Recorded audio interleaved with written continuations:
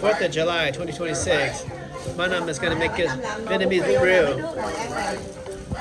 Wow.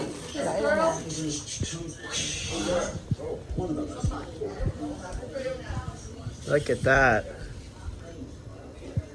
Wow. And then you got your pork blood over here. Wow. Wow. Cái này là mua ở trong cái hũ màu đỏ đó hả? Má Năm nấu về nấu.